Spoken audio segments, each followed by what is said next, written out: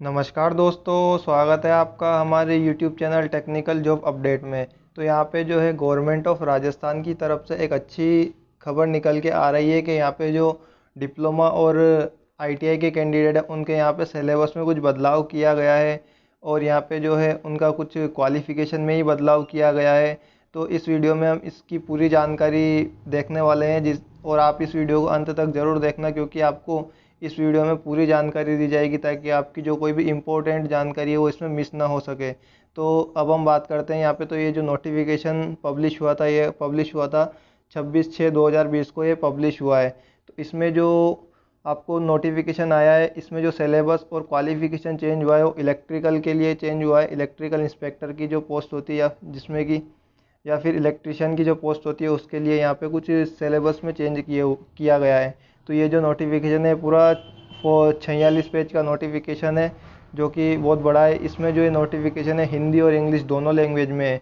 तो यहाँ पे जो मैं आपको कुछ सारी इंपॉर्टेंट इन्फॉर्मेशन जो है मैं इसमें बताऊँगा। तो इसमें अब हम चलते हैं, जो हमारी इम्पोर्टेंट जो काम की इन्फॉर्मेशन है उस पेज पे अब हम चलते हैं। तो यहाँ पे जो हमारा काम का पेज है उस पे हम मूव कर रहे हैं।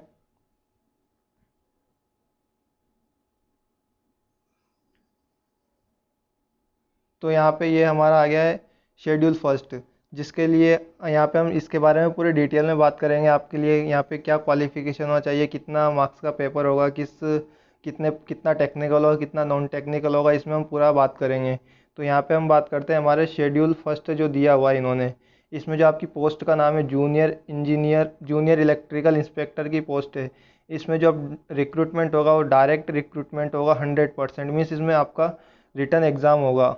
इसमें आपका जो कोई भी प्रमोशंस जो है वो नहीं होगा। इसके लिए जो आपकी जो क्वालिफ़िकेशन होना चाहिए वो, अगर आपने डिग्री किया हुआ है इलेक्ट्रिकल इंजीनियरिंग में किसी भी यूनिवर्सिटी से, और या फिर अगर आपने डिप्लोमा किया हुआ है तो आप इलेक्ट्रिकल इंजीनियरिंग में, तो आप इस पोस्ट के लिए अप्लाई कर सकते हो। पहले क्या था कि पहले जो है इस जूनियर इंजीनियर इलेक्ट्रिकल इंस्पेक्टर की जो पोस्ट थी इसके लिए केवल डिग्री वाले कैंडिडेट जिन्होंने डिग्री किया हुआ है BE या BTech वही इसके लिए अप्लाई कर सकते थे। लेकिन अब जो इसमें जो नया मॉडिफिकेशन किया है या जो नया रूल आया है, इसमें जो इन्होंने डिप्लोमा वाले कैंडिडेट को भी इसमें एलिजिबल कर दिया है।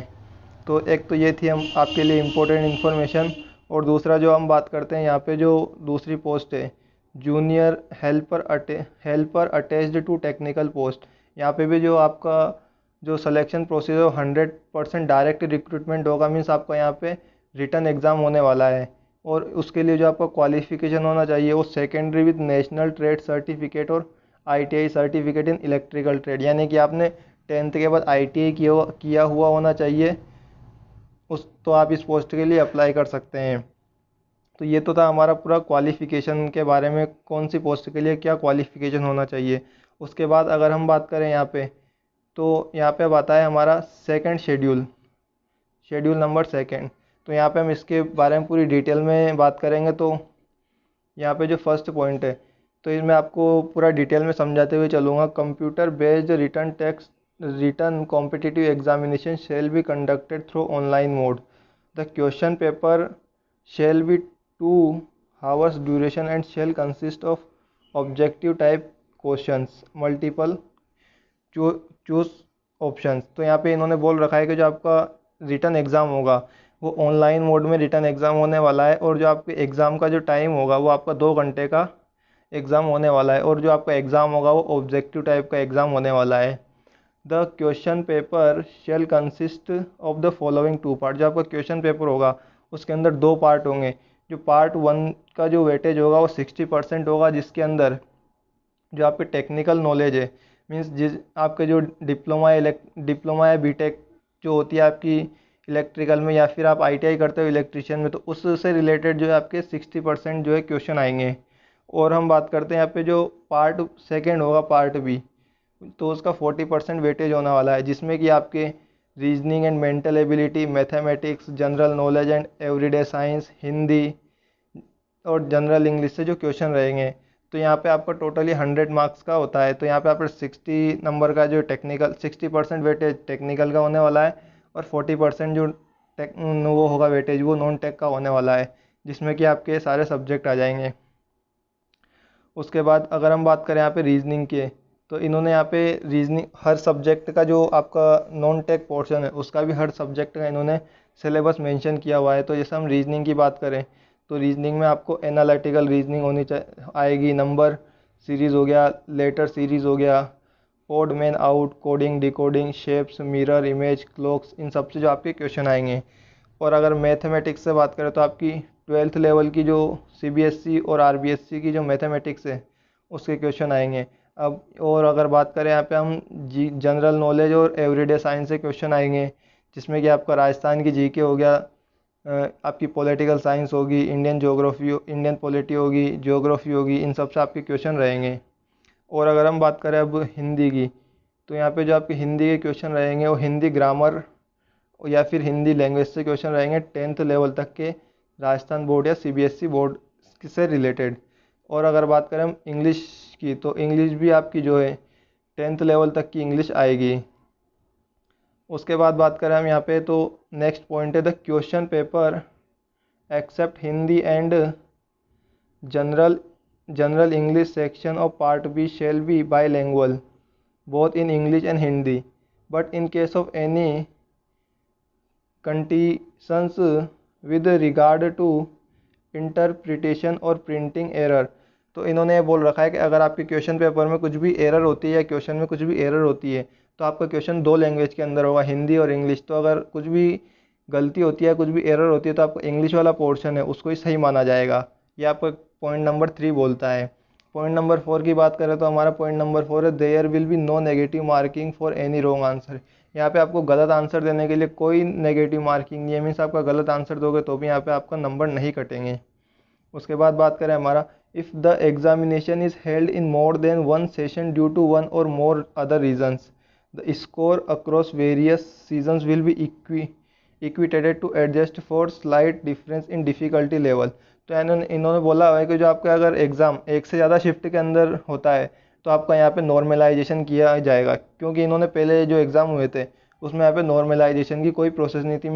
मीन्स इससे पहले जो एग्ज़ाम हुए थे उसमें इन्होंने नॉर्मलाइजेशन नहीं किया हुआ था, लेकिन अब से जो भी एग्ज़ाम होंगे उसमें नॉर्मलाइजेशन होगा। अगला हम बात करते हैं यहाँ पे, तो अगला आता है आपका जो the minimum passing marks for candidate in written examination shall be 40%। जो आपको यहाँ पे जो मिनिमम पास करने के लिए, पास होने के लिए जो नंबर की ज़रूरत होगी वो आपको यहाँ पे 40% नंबर लाना ज़रूरी है। अगला पॉइंट है आपका there shall be no interview. यहाँ पर आपको बस रिटन क्वालिफाई करना है, उसके बाद यहाँ पे आपका कोई इंटरव्यू नहीं होने वाला है। आपका रिटन में जितने नंबर आएंगे उसी के बेसिस पे मेरिट बनेगी और उसी के बेसिस पे आपका सिलेक्शन होने वाला है। अगले पॉइंट की तरफ चलते हैं, तो अगला पॉइंट जो है यहाँ पे आपको सिलेबस और आपको यहाँ पे जो मार्क्स भी इन्होंने डिफाइन किए हुए हैं। तो हमारा आता है सिलेबस, ये scheme and syllabus of written competitive examination for post of the helper. जो हमारी हेल्पर की पोस्ट है मीन्स आईटीआई वालों के लिए, तो उन्होंने यहाँ पे कुछ सिलेबस भी मेंशन किया हुआ है, कितने नंबर का पेपर आएगा और कितने मार्क्स का होगा और कितना टाइम होगा। तो हम जैसे हम पार्ट 1 की बात करते हैं जनरल अवेयरनेस, तो इसमें आपके 50 क्वेश्चन होंगे और 50 मार्क्स का ही 50 मार्क्स ही क्वेश्चन मार्क्स होंगे, तो यानी कि एक क्वेश्चन 1 मार्क्स का होगा। उसके बाद बात करें हम सेकंड पार्ट की, जो कि हमारा टेक्निकल से रिलेटेड होगा। तो टेक्निकल से रिलेटेड की अगर बात करते हैं, यहाँ पे 100 क्वेश्चन होंगे और 200 मार्क्स के होंगे। मीन्स आपका यहाँ पे एक क्वेश्चन 2 मार्क्स का होगा और इसको, और जो टोटल टाइम है आपको इस पेपर का वो आपको 2 घंटे में ये पेपर आपको करना होगा। तो ये हो गया आपका आईटीआई के लिए सिलेबस। उसके बाद जो बात करते हैं हम, ये हमने बात कर लिया there should be no interview, यहाँ पे कोई इंटरव्यू नहीं है। तो ये हमारा जो है पूरा नोटिफिकेशन जो है ये हमारा गवर्नमेंट ऑफ राजस्थान की तरफ से जो 26 तारीख को पब्लिश हुआ था वो था, जिसमें कि डिप्लोमा और आईटीआई कैंडिडेट के लिए एक अच्छी खबर है। तो ये आगे भी जो ये नोटिफिकेशन है ये पूरा हिंदी में है, आप इसको भी पूरा पढ़ सकते हो। ये जो नोटिफिकेशन आया हुआ है इसकी पीडीएफ की जो ये लिंक है मैं आपको इसी वीडियो के डिस्क्रिप्शन में प्रोवाइड करवा दूंगा, ताकि जिससे कि आप इस पीडीएफ को डाउनलोड करके पूरा पढ़ सकते हो। तो ये जो वीडियो था ये हमारा इस जो अभी अर्जेंट नोटिस आया है, ताकि आप इसी सिलेबस के अकॉर्डिंग अपनी पढ़ाई कर सको हेल्पर के लिए या फिर जूनियर इंजीनियर के लिए। तो अगर आपको ये वीडियो अच्छा लगा हो तो वीडियो को लाइक ज़रूर करो, अगर चैनल पे नए हो तो चैनल को सब्सक्राइब जरूर करें, क्योंकि हम आपके लिए ऐसे ही और भी जो गवर्नमेंट वैकेंसीज आती है या कोई भी कहीं पे भी कैंपस प्लेसमेंट होता है तो उसकी जानकारी हम आपको इसी चैनल पर देते हैं। वीडियो को देखने के लिए धन्यवाद।